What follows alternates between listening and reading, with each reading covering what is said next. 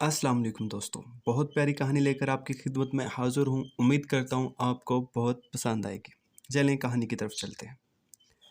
میرا نام رابعہ ہے، سب پیار سے مجھے روبی کہتے ہیں۔ مجھے روبی پسند بھی ہے۔ امی ہاؤس وائف ہیں، ابو کی گارمنٹس کی شاپ ہے جو بہت اچھی چلتی ہے۔ اللہ کا شکر ہے، گھر میں دنیا کی ہر سہولت موجود ہے۔ میں اپنی زندگی میں بہت خوش تھی۔ میں اپنا ایم اے مکمل کر چکی تھی، اسی لیے زیادہ ٹائم گھر پر ہی گزرتا۔ باقی ٹائم پاپا کے ساتھ آئس کریم کھانے، فروٹ چاٹ کھانے، دہی بڑے کھانے میں گزرتا اور ماما کے ساتھ شاپنگ کرنے میں۔ ان دنوں میری زندگی میں عاشر آیا۔ عاشر لوگ ہمارے ہمسائے میں نئے کرایہ دار آئے تھے۔ عاشر 3 بہن بھائی تھے، اس سے چھوٹی 2 بہنیں تھیں۔ عاشر ایم بی اے کا فائنل ایئر میں تھا۔ اس سے چھوٹی بہن کرن تھی، وہ بی اے کر رہی تھی، اور سب سے چھوٹی ریما ایف اے میں تھی۔ جب وہ ہمارے ہمسائے میں شفٹ ہوئے تو میں اور امی ان کی طرف گئے، خیر خرید پوچھی اور کسی چیز کی ضرورت ہو تو اس کا پوچھا۔ اس طرح ہمارا آنا جانا ہونے لگا۔ کچھ دن بعد میں امی کے ساتھ ان کی طرف گئی، تب میں نے عاشر کو دیکھا تھا پہلی دفعہ۔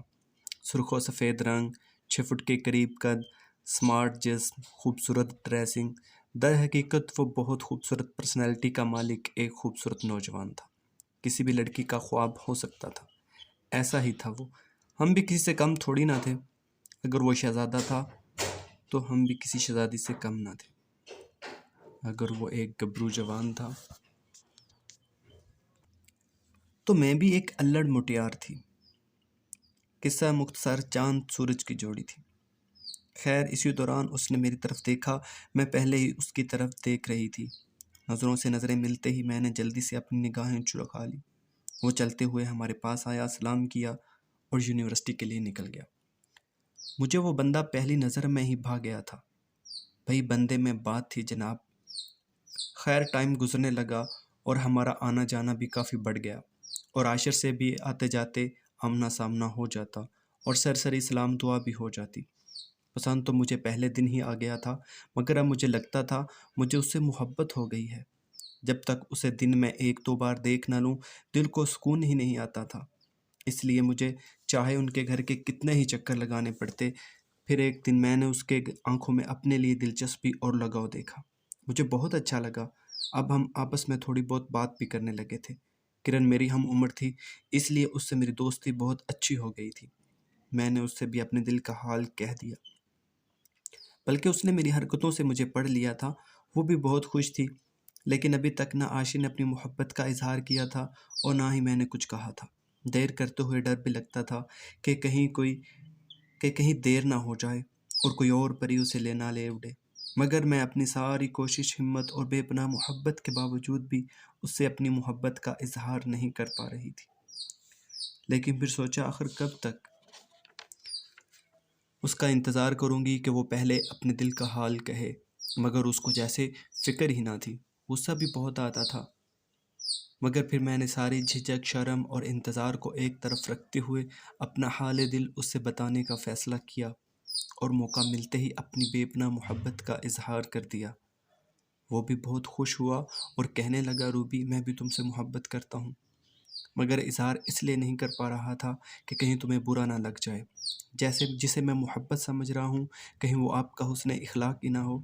جیسے کچھ لوگ بہت خوش مزاج ہوتے ہیں، ہر کسی سے خوش ہو کر ملتے ہیں، ہر کسی سے محبت سے بات کرتے ہیں۔ ہم تیری ہنسی کو سمجھ بیٹھے محبت، کہیں مسکرانا تیری عادت تو نہیں۔ خیر ہم دونوں بہت خوش تھے، خاص طور پر مجھے تو ایسا لگتا تھا جیسے ساری دنیا کے سارے خزانے مجھے مل گئے ہیں۔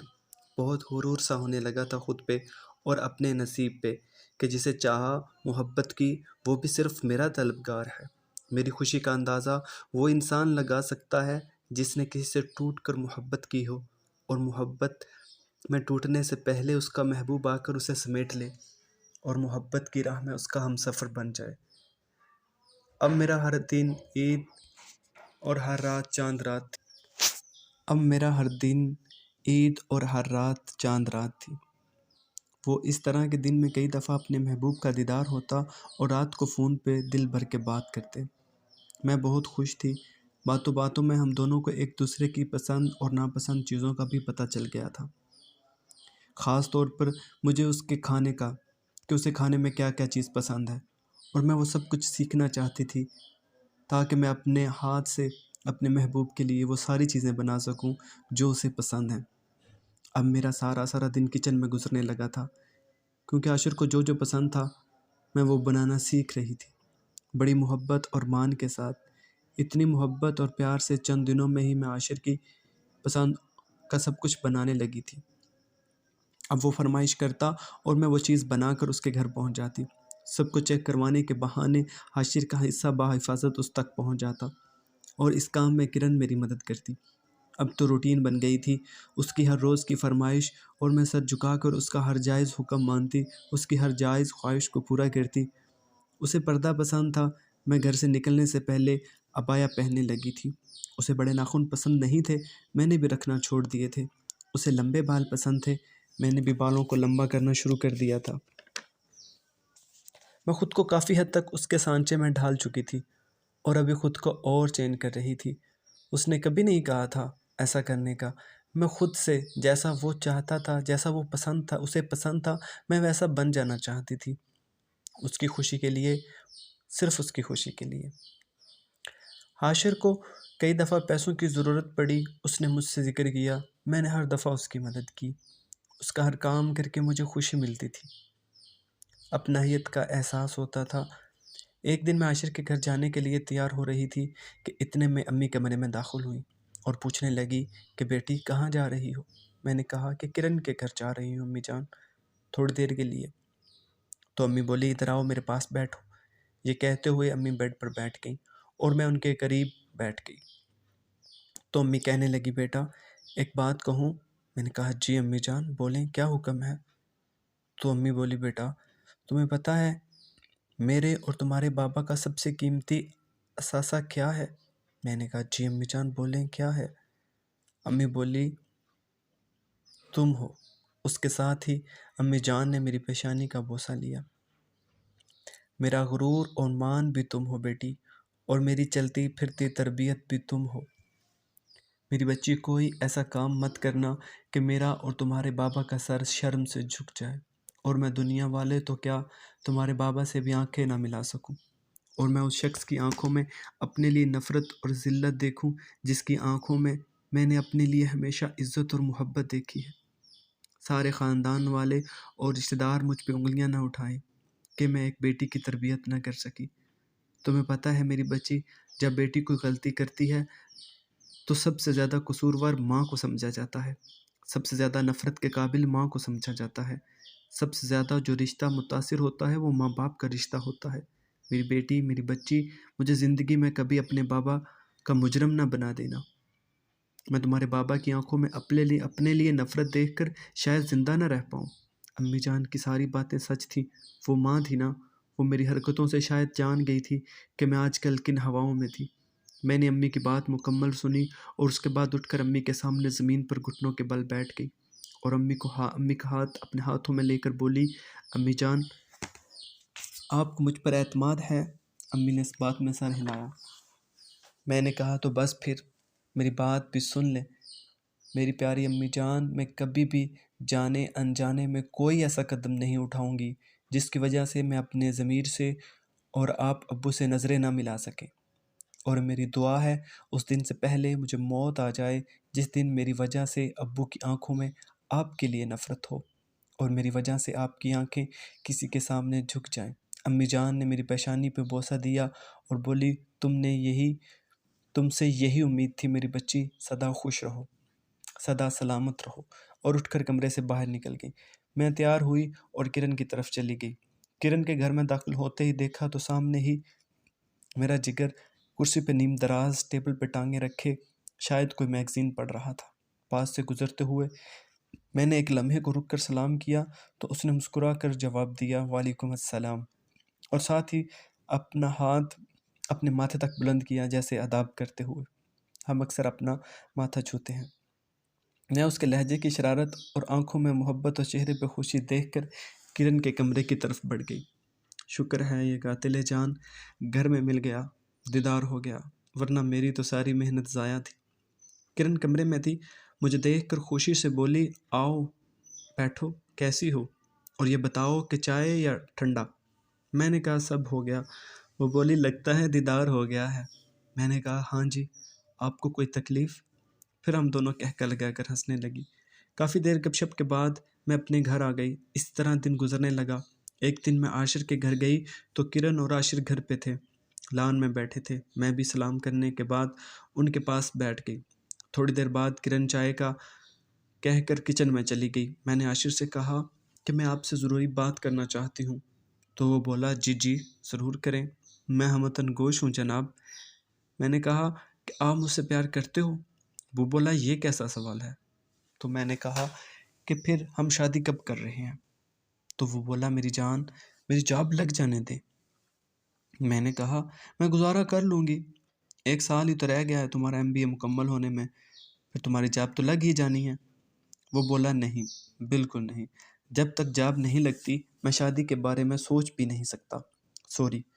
اس نے اتنا صاف انکار کیا تھا، میرا حوصلہ ہی نہیں پڑا کوئی اور بات کرنے کا۔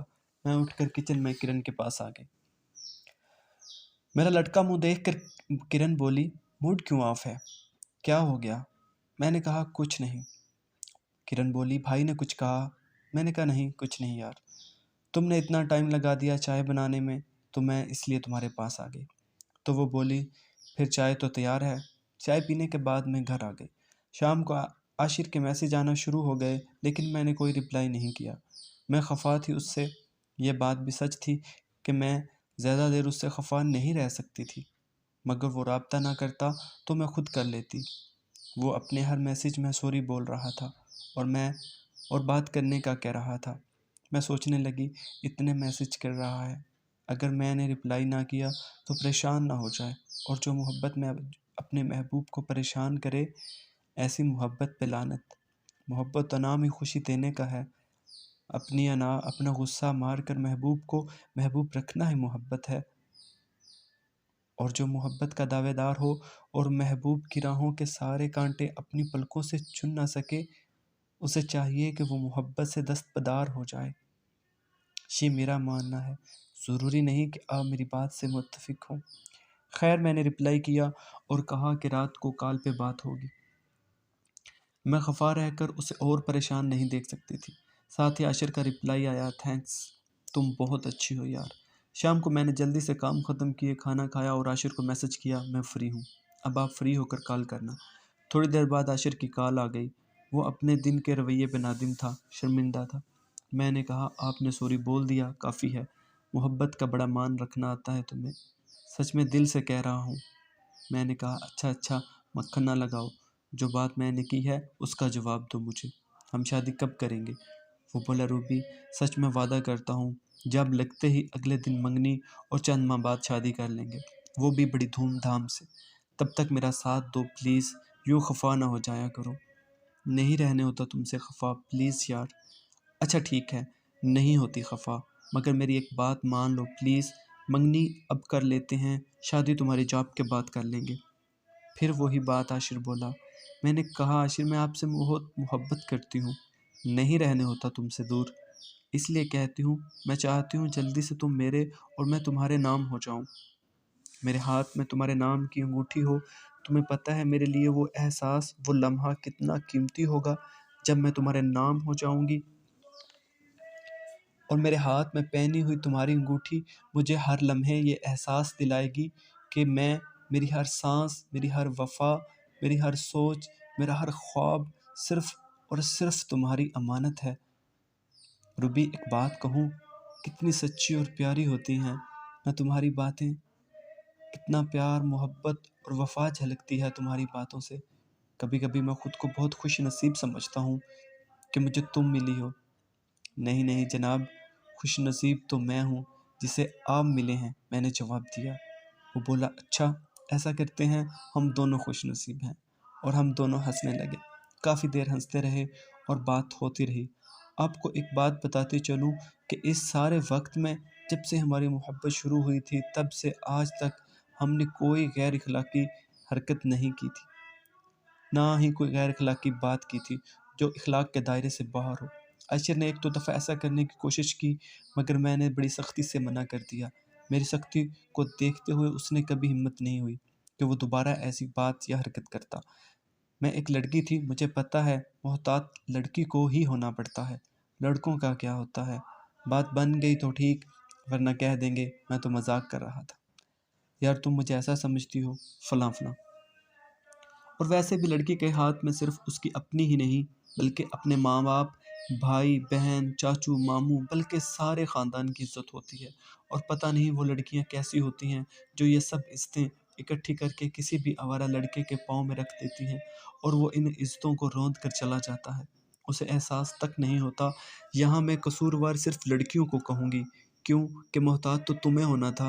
اور ویسے بھی وفا صرف اپنے محبوب سے ہی نہیں ہوتی، وفا تو ماں باپ سے بھی کرنی ہوتی ہے، وفا تو بہن بھائیوں سے بھی کرنا ہوتی ہے، وفا تو ماموں چاچو لوگوں سے بھی کرنی ہوتی ہے۔ ان سب رشتوں سے وفا یہی ہے کہ آپ اپنی عزت سنبھال کے رکھیں، یہ نہیں کہ آپ صرف ایک بندے کو اپنی وفا کا یقین دلانے کے لیے باقی سب رشتوں کو دھوکہ دے دیں، سب رشتوں سے بے وفائی کرو۔ اگر ایسا کرتے ہو تو آپ مجرم ہیں ان سب رشتوں کے، اور مجرم کو سزا ملتی ہے۔ جس کو آپ وفا کا یقین دلانے کے لیے یہ سب کرتے ہیں وہ شخص ہی آپ سے بے وفائی کر جاتا ہے۔ اور اگر آپ ایسا نہیں کرتی اور کوئی آپ کو چھوڑ دیتا ہے تو یہ صدمہ تھوڑا ہے، آپ نے کسی شخص کی غلط بات ماننے سے انکار کیا اور وہ آپ کو چھوڑ دیتا ہے، تو یقین کریں یہاں بے قصور ہو، آپ بے گناہ ہو، آپ کے ساتھ زیادتی ہوئی ہے، مگر آپ کا دل ضمیر مطمئن ہے۔ جس نے آپ سے زیادتی کی ہے اسے سزا ملے گی، ضرور ملے گی، مگر آپ کو جزا ملے گی۔ وہی محبت قدرت آپ کو لوٹائے گی ایک ایسے شخص سے جو واقعی آپ کے لائق ہوگا، جو آپ کو اپنی عزت بنا کر لے جائے گا، اور اپنے سارے رشتوں سے آپ نے جو وفا کی ہے اس کی جزا بھی آپ کو مل کر رہے گی، کیونکہ وفا ہمیشہ آپ کو ڈھونڈتی ہے، بالکل ایسے ہی جیسے دھوکہ اپنے دھوکہ دینے والے کو ڈھونڈتا ہے۔ اور جس شخص نے وفا کی ہو وفا اسے مل کر رہے گی۔ اگر یہاں کبھی ایسا نہ ہو تو قدرت آپ کو اس کی جزا اور صلہ دے گی، اس جہاں میں بھی اور اس جہاں میں بھی۔ اور جب قدرت آپ کو صلہ دیتی ہے تو پھر پیار، محبت، وفائیں بارش کی طرح برستی ہیں انسان پر۔ بس دعا کریں کہ قدرت آپ کو کسی ادا پہ، کسی قربانی پہ خوش ہو کر آپ کو جزا دے، لیکن اس کے لیے آپ کو پہلے قدرت کا ساتھ دینا ہوگا۔ وہ ایسے جب گناہ کرنا بہت آسان ہو، مگر آپ اپنے رب سے وفا کرتے ہوئے اسے چھوڑ دو، پھر آپ اپنی آنکھوں سے کرم کی بارشیں خود پہ برستی دیکھیں گے۔ میں دوبارہ کہانی کی طرف آتی ہوں۔ دن گزرتے گئے اور وہ وقت بھی آ گیا جس کا انتظار تھا۔ عاشر کا MBA مکمل ہو چکا تھا اور اس کی جاب بھی لگ چکی تھی۔ مجھے ایسا لگتا تھا ساری دنیا میں سب سے زیادہ خوشی مجھے ہوئی تھی۔ آج جاب کا پہلا دن تھا اور عاشر سے ہواؤں میں اڑ رہی تھی۔ صبح جاب پہ جانے سے پہلے میں نے اسے گڈ لک کہا تھا اور تھوڑی سی کال پہ بات ہوئی تھی۔ آج میری دعائیں رنگ لے آئی تھی، میری التجائیں زمین و آسمان کے رب نے سن لی تھی۔ بہت دعائیں اور منتیں مانی تھی عاشر کی جاب کے لیے، اور آج اسے ہماری توقع سے بھی اچھی جاب مل گئی تھی۔ سیلری پیکیج بہت اچھا تھا، جو مانگا تھا رب کریم نے سب دے دیا تھا۔ جاب کے چند دن بعد میں نے عاشر سے منگنی کی بات کی تو بولا یار تھوڑا ایڈجسٹ ہونے دو، یار ابھی نئی جاب ہے، سارا ٹائم ساری توجہ جاب پہ دھیان دینا پڑتا ہے۔ سٹارٹ میں ہی تو وقت ہوتا ہے اپنے سینئرز کا دل جیتنے کا، اپنی محنت، دھیان اور ذمہ داری سے۔ میں خاموش ہو گئی۔ دل تو چاہا کہ تھوڑی کھل کر بات کروں، پھر سوچا نئی جاب ہے، پریشان ہوا تو جاب پہ اثر پڑے گا۔ میں خاموش ہو گئی۔ بہت برا لگا تھا مجھے، بہت دکھ بھی ہوا تھا، مگر میں سہ گئی، کوئی شکوہ نہیں کیا بلکہ بات ٹال دی، اور بولی جہاں اتنا انتظار کیا ہے وہاں تھوڑا اور سہی، اب تو منزل بھی سامنے دکھائی دینے لگی ہے، انتظار آسان لگنے لگتا ہے۔ اور واپس گھر آ گئی۔ پتہ نہیں کیوں دل پریشان سا لگتا تھا، جیسے کچھ غلط ہونے والا ہے، کہیں میری محبت کا سورج ڈوبنے۔ اس سے آگے کچھ سوچ نہ پائی اور موٹے موٹے آنسو میری گالوں کو بھگوتے ہوئے میرے دامن میں جذب ہونے لگے۔ پھر اپنے خیال کو جھٹکا، میرا سارا وہم ہے، ایسا کچھ نہیں، عاشر ایسا لڑکا نہیں، وہ میرے ساتھ ٹائم پاس نہیں کر سکتا، وہ میری زندگی سے کیسے کھیل سکتا ہے۔ محبت میں بدگماں ہونا جرم ہے روبی۔ محبت اور بدگمانی ایک دل میں اکٹھے نہیں رہ سکتے۔ کسی ایک کے ہونے سے دوسری چیز چلی جاتی ہے۔ بس ایک ہی چیز، یا محبت یا بدگمانی۔ میں اپنے عاشق سے بدگمان نہیں ہو سکتی، توبہ میری، میں ایسا سوچوں گی بھی نہیں۔ وقت پر لگا کر اڑ رہا تھا۔ ایسے دیکھتے ہی دیکھتے 4 ماہ گزر گئے اور پھر 1 سال پورا گزر گیا۔ میں نے کبھی اس عرصہ میں آصر سے شادی کے موضوع پہ کوئی بات نہ کی اور نہ ہی اس نے کوئی بات کی، مگر اب اس کا رویہ پہلے جیسا نہیں رہا تھا۔ بات بھی بہت کم ہوتی تھی۔ عاشر کی روٹین بھی کافی بدل گئی تھی۔ جاب سے آتا اور نہا دھو کر دوستوں کے ساتھ جانے کا بول کر گھر سے نکل جاتا اور رات گئے واپس آتا۔ میں نے پہلے تو بہت کہا، مگر پھر مجھے بھی عادت ہو گئی۔ اور ویسے بھی محبت کرنے والے لوگ بہت بے وقوف ہوتے ہیں۔ انہیں اپنے محبوب کی ہر غلطی، ہر خطا کا جواز اپنے اندر سے ہی مل جاتا ہے۔ انہیں ساری دنیا پھر کے وہ سارے وقت لوگ بھی تو آیا، غلط حاشین نے میرا ہو فون سکتے ہیں، اٹھانا چھوڑ لیکن دیا۔ میرا محبوب ایسا میں نہیں ہو سوچتی رہی، سکتا۔ بس مصروف یہاں ہو پہ کا ہم کوئی سب کام جو ہو محبت سکتا ہے، کرنے والے مگر لوگ مجال ہے غلط ثابت جو ہو دل جاتے میں ہیں۔ کوئی یہ بدگمانی دنیا آئی ہے، ہو اس یہاں شخص کے کچھ بھی بارے ہو میں۔ سکتا ایک دن میں عاشر کے گھر گئی، کافی ٹائم بیٹھی، کرن سے گپ شپ ہوتی رہی، مگر موصوف گھر پہ نہیں تھے۔ کافی انتظار کے بعد بھی وہ نہیں آیا۔ میرے سر میں درد ہونا شروع ہو گیا تھا۔ کرن شاید میری طبیعت سمجھ گئی اور پوچھنے لگی کیا ہوا؟ میں نے کہا کچھ نہیں، سر درد ہو رہا ہے۔ وہ بولی 2 منٹ میں چائے لے کر آتی ہوں۔ میرے کافی منع کرنے کے باوجود وہ نہ مانی اور کچن میں چلی گئی۔ میں اپنے خیالوں میں گم بیٹھی تھی کہ اتنے میں ستم گر مین گیٹ سے گھر میں داخل ہوا اور چلتا ہوا میری طرف آنے لگا۔ اسے دیکھتے ہی سر درد غائب ہو گیا تھا جیسے۔ آنکھوں میں ہزاروں جگنو جگمگانے لگے تھے۔ دل خوشی سے زور زور سے دھڑکنے لگا تھا۔ ایسے لگتا تھا کہ ابھی سینے سے باہر آ جائے گا۔ جسم خوشی سے ہلکا ہلکا کانپنے لگا تھا۔ دل چاہتا تھا کہ ابھی اٹھ کر اس کے سامنے کھڑی ہو جاؤں اور اس کے دونوں ہاتھ اپنے ہاتھوں میں پکڑ کر صرف ایک جملہ کہوں، تم پہ مرتے ہیں تو کیا مار ہی ڈالو گے ہمیں؟ اور پھر سچ میں اس نے مجھے مار ہی ڈالا۔ وہ میرے پاس سے گزرا، ایک سرسری سی نظر مجھ پہ ڈالی۔ میں اس کی طرف ہی دیکھ رہی تھی۔ مجھے اس کی آنکھوں میں اجنبیت اور بیزاری نظر آئی تھی۔ کہیں دور دور تک بھی محبت یا احساس کا کوئی ہلکا سا ذرہ بھی نظر نہ آیا تھا۔ اس نے آج نہ صرف مجھے مار دیا تھا، بلکہ میرے جذبات، میری سوچ، میرے احساسات، میری خوشیاں سب ختم کر دی تھی۔ اس نے ایک ہنستی مسکراتی لڑکی کی زندگی میں موت کا سناٹا بھر دیا تھا۔ میں خاموشی سے اٹھ کر اپنے گھر کی طرف چل پڑی۔ کسی سے کچھ نہیں کہا۔ سمجھدار کے لیے اشارہ کافی ہوتا ہے۔ اس نے تو مجھے واضح اشارہ دے دیا تھا۔ اس کے گھر سے اپنے گھر کا راستہ شاید 2 منٹ کا بھی نہیں ہوگا، مگر میرے لیے یہ 2 منٹ کا راستہ ہزاروں میل جیسی تھکن اپنے ساتھ لے کر آیا تھا۔ سچ پوچھیں تو میری آنکھوں کے سامنے ایسا لگتا تھا جیسے اندھیرا چھا گیا تھا۔ صرف آنکھوں کے سامنے ہی نہیں، میری تو زندگی ہی کسی اندھیرے میں گم ہو گئی تھی۔ گھر میں داخل ہوئی، اپنے کمرے میں گئی تو آنکھوں میں جانے کہاں سے آنسوؤں کے سمندر امڈ آئے۔ ساری زندگی کے خوشی اور دکھ میں بہے آنسو اکٹھے کر لوں تو شاید اتنے نہ ہوں جتنے اس ایک دن اور رات میں آنکھوں سے بہہ گئے تھے اور بہہ رہے تھے۔ 1 ہفتہ گزر گیا تھا۔ شدید ٹینشن کی وجہ سے طبیعت کافی خراب ہو گئی تھی، مگر اس کا کوئی پیغام نہیں آیا، کوئی میسج، کوئی کال، کچھ بھی تو نہیں۔ کرن بار بار پوچھ رہی تھی کچھ ہوا؟ کیا ہوا ہے؟ کچھ بھی تو نہیں، بس طبیعت خراب ہے۔ اس نے بھی کوئی زیادہ بحث نہیں کی۔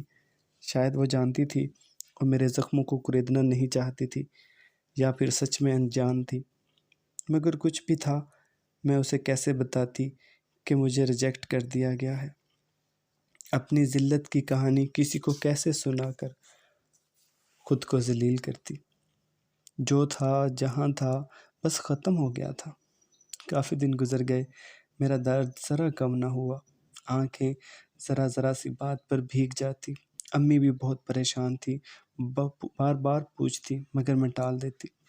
دل بار بار ضد کرتا، ایک بار مل کر پوچھ تو لو اس سے، اس کی زبان سے سن لو۔ شاید اس بدنصیب دل کو کوئی امید باقی تھی، شاید کوئی غلط فہمی ہوئی ہو، جیسا میں سوچ رہی ہوں ایسا کچھ نہ ہو۔ دل بار بار التجا کر رہا تھا، صرف ایک بار مل لو، صرف ایک بار بات کر لو، اور ضمیر بار بار منع کر رہا تھا کہ اب وہاں جانا، اس شخص سے بات کرنا، اپنے نفس کو مزید ذلیل کرنا ہے۔ دل نے آواز لگائی، محبت اور جنگ میں سب جائز ہوتا ہے، کوئی عزت ذلت نہیں ہوتی، بات تو کرو، کوئی غلطی ہوئی ہے تو معافی مانگ لو، قدموں میں پڑ جاؤ، منا لو اس شخص کو، یہ تمہاری عمر بھر کی خوشیاں ہیں۔ ادھر ضمیر نے صدا لگائی، محبت بھیک نہیں ہوتی جو مانگنے سے مل جائے، اور ہاں، مانگی ہوئی محبت بھیک ہی کی طرح ہوتی ہے، دینے والا جب چاہے، جہاں چاہے، جتنی چاہے دے دے، اور بھیک ہو اس صورت میں تم بھکاری ضرور بن جاتے ہو، اور مبارک ہو اس صورت میں تم بھکاری ضرور بن جاتے ہو۔ دل بہار ماننے کو تیار نہیں تھا، بولا محبوب کے در کا فقیر ہونا بھی بڑی بات ہوتی ہے، اور محبت تو شروع ہی سر جھکانے سے ہوتی ہے، محبت تو شروع ہی ہارنے سے ہوتی ہے، جب کسی کے سامنے ہم نہ صرف اپنا دل بلکہ اپنا سب کچھ ہار بیٹھتے ہیں۔ فیصلہ دل کے حق میں ہوا تھا۔ میں نے اپنا بیگ اٹھایا اور اس ہرجائی کے گھر کی طرف نکل کھڑی ہوئی۔ ضمیر نے صرف ایک جملہ کہا تھا، ایک بار پھر ذلیل ہونا چاہتی ہو تو جاؤ، تمہاری مرضی۔ میں نے ضمیر کی بات سنی انسنی کر دی۔ گھر سے نکلتے ہی سامنے دیکھا تو عاشر آ رہا تھا۔ اسے دیکھتے ہی دل زور سے دھڑکنے لگا تھا۔ اسے دیکھتے ہی زندگی کی ساری تلخیاں کہیں گم ہو گئی تھیں۔ زندگی کتنی خوبصورت لگنے لگی تھی ان چند لمحوں میں۔ پھر اچانک میں خیالوں کی دنیا سے لوٹ آئی، اس حقیقت کی دنیا میں۔ کبھی کبھی اس حقیقت کی دنیا کی حقیقتیں بڑی تکلیف دہ ہوتی ہیں۔ اتنی دیر میں عاشر میرے کافی قریب آ گیا تھا، 10 یا 15 فٹ کا فاصلہ ہوگا، اور میں اسے ہی دیکھ رہی تھی۔ اس وقت میری حالت اس مجرم کی سی تھی جسے چند سیکنڈ میں سزائے موت یا زندگی بھر کی خوشیاں کوئی ایک چیز ملنے والی تھی۔ میں تکلیف دہ آنکھوں سے، میں اپنی آنکھوں میں ڈھیر سارے آنسو اور التجائیں بھرے اسے دیکھ رہی تھی، اور وہ میرے پاس سے گزر گیا۔ ایسا نہیں تھا کہ میں اسے نظر نہیں آئی، اس نے مجھے نظروں میں بھر کے نظر انداز کیا تھا، اور یہ کوئی محبت کرنے والا ہی کر سکتا ہے۔ ایک ساتھ 2 آوازیں میرے اندر سے پیدا ہوئیں۔ ایک کہکا تھا جو میرے ضمیر نے مجھ پہ لگایا تھا، اور ایک آواز شیشے کے ٹوٹنے جیسی تھی، اور یہ یقیناً دل تھا۔ ضمیر نے دل سے کہا، خاموشیاں مبارک ہوں، مگر دل نے کوئی جواب نہ دیا۔ دل کا کام دھڑکنا تھا، اور یہ دھڑک رہا تھا، اور اس کی بہت مہربانی اور بہت بہادر تھا کہ اب بھی دھڑک رہا تھا۔ باقی رہا نظر انداز ہونے کا دکھ، یہ وہی سمجھ سکتا ہے جسے زندگی میں نظر انداز کیا گیا ہو، اور اس نے نظر انداز کیا ہو جس کی نظر میں ہم ساری زندگی رہنا چاہتے ہیں، جس کی نظروں پہ ساری زندگی ہم بیٹھنا چاہتے ہیں، وہی شخص ہمیں نظروں سے گرا جائے تو شاید کسی بہت بڑے پہاڑ سے گر کر انسان کھڑا ہو سکتا ہے، لیکن اپنے چاہنے والے کی نظروں سے گر کر شاید نہیں۔ اور کوئی انسان یہ تکلیف اور ذلت بتا نہیں سکتا کہ کتنی زیادہ ہوتی ہے، ٹھکرائے جانے کی ذلت اور تکلیف۔ وہ تو مجھے رونتے ہوئے گزر گیا تھا، مگر میں نہ جانے کتنی صدیاں وہاں کھڑی رہی۔ جب کچھ ہمت ہوئی تو گھر کی طرف آ گئی۔ اندازہ مجھے پہلے ہی تھا کہ ایسا ہو سکتا ہے، مگر یہ اندازہ نہیں تھا کہ تکلیف اس شدت کی ہوتی ہے۔ گھر آنے کے بعد اب میرے پاس 2 راستے تھے۔ ایک تو یہ کہ میں یہاں پہ رک جاتی، اس تکلیف اور ذلت کی قید میں پڑی جلتی کڑتی مرتی رہتی، یا پھر ہمت سے کام لیتی اور اس حادثے کو زندگی کا سب سے بڑا حادثہ سمجھ کر بھولنے کی کوشش کرتی۔ مگر مجھے پتہ تھا کہ میں لاکھ چاہ کر بھی اسے بھول نہیں سکتی، سوال ہی پیدا نہیں ہوتا۔ ہو سکتا ہے کہ یہاں کچھ دوست یہ سوچ رہے ہوں کہ مجھے اس سے بات کرنی چاہیے تھی، بات کلیئر کرنی چاہیے تھی، تو ان کے لیے میرا جواب یہ ہے کہ بعض اوقات آنکھیں بات کرتی ہیں لہجہ بولتا ہے اور سمجھدار کے لیے اشارہ کافی ہوتا ہے، اور اس سے بات کر کے میں خود کو اور ذلیل نہیں کر سکتی تھی، خود کو اس کے سامنے اتنا چھوٹا نہیں کرنا چاہتی تھی کہ وہ مجھ پہ پاؤں رکھ کے گزر جاتا۔ میں چاہتی تھی کہ وہ بھی یاد رکھے کہ وہ گزرنا چاہتا تھا، میں نے پیچھے ہٹ کر اسے راستہ دیا، اسے جانے دیا، اس کی منتیں نہیں کی، اس کے پاؤں نہیں پکڑے، وہ جانا چاہتا تھا، میں نے اسے جانے دیا۔ میری بھی عزت نفس تھی جو مجھے بہت عزیز تھی، اور میں اسے کسی بے وفا شخص کے لیے اور مجروح نہیں کر سکتی تھی۔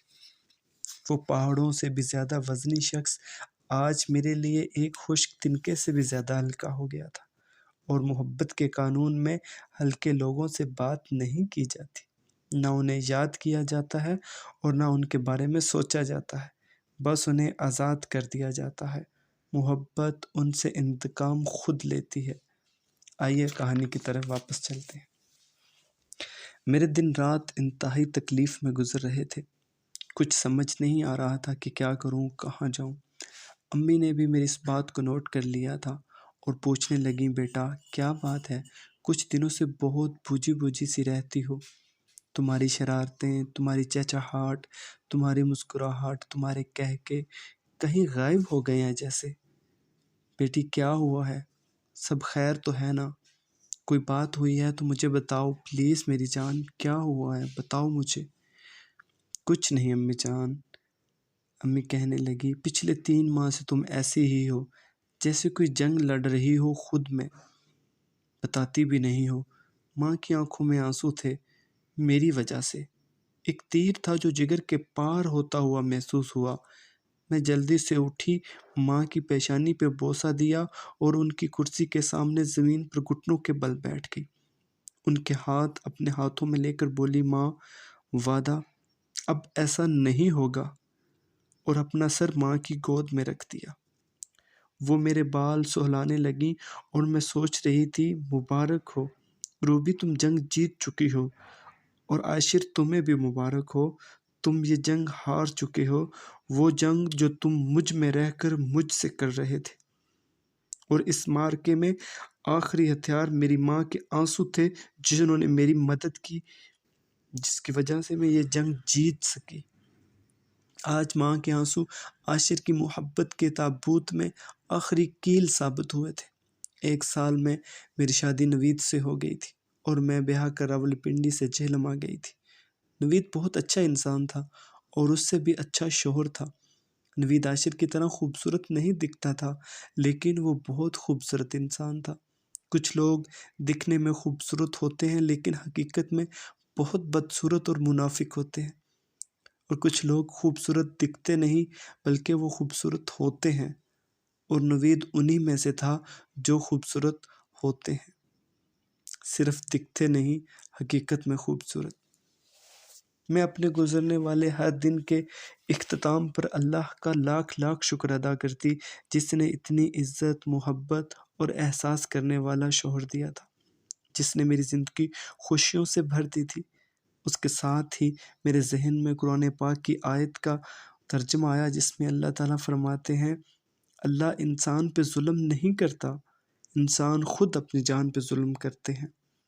بالکل سچ فرمایا میرے پیارے رب نے، میں نے بھی خود پہ اپنی جان پہ ظلم کیا تھا، عاشر سے محبت کر کے، اس سے محبت کی امید لگا کر، جبکہ میرے حصے کی محبت نوید کے دل میں کوٹ کوٹ کر بڑھی، میرا انتظار کر رہی تھی، اور میں غلط ٹائم پہ غلط بندے سے امید لگا کر اپنا دل، اپنی زندگی، اپنا دامن لہو لہان کر رہی تھی۔ میری محبت کا باغ تو نوید کے سینے میں لہلہا رہا تھا، اور میں اسے عاشر کے ارد گرد ڈھونڈ کر خود کو خود ہی اذیت دے رہی تھی۔ محبت بھی رزق کی طرح ہوتی ہے، جو وقت آنے پر تمہیں مل کر رہتی ہے، مگر ہم انسان اسے غلط ٹائم پہ غلط انسان سے امید لگا کر بیٹھے رہتے ہیں۔ اگر صحیح ٹائم پر صحیح فیصلہ نہ کریں تو خالی دامن ہی رہ جاتے ہیں۔ میرا مشورہ ہے آپ کو، محبت کریں اور اللہ سے پر امید رہیں۔ آپ کے حصے کی میرا آپ کو مشورہ ہے، صبر کریں اور اللہ سے پر امید رہیں۔ آپ کے حصے کی خالص اور پاکیزہ محبت آپ کو مل کر رہے گی۔ پلیز اسے غلط انسان سے امید لگا کر اپنی زندگی خراب مت کریں۔ کہانی کی طرف واپس آتے ہیں۔ میری شادی کو 5 سال ہو گئے تھے۔ قدرت نے مجھے ایک بیٹی اور بیٹے سے نوازا تھا۔ میں اپنی زندگی میں بہت خوش تھی۔ میں امی کی طرف آئی ہوئی تھی۔ شاپنگ کے بعد واپس آ رہے تھے کہ راستے میں کرن مل گئی۔ ہم دونوں ایک دوسرے کو دیکھ کر بہت خوش ہوئیں۔ میں نے کرن کو گھر آنے کا کہا۔ اس نے کہا تھوڑی دیر تک آتی ہوں۔ پھر تھوڑی دیر بعد کرن آ گئی۔ ہم نے خوب باتیں کی۔ کافی دیر بعد کرن واپس جانے لگی تو بولی لگتا ہے بہت خوش ہو زندگی سے۔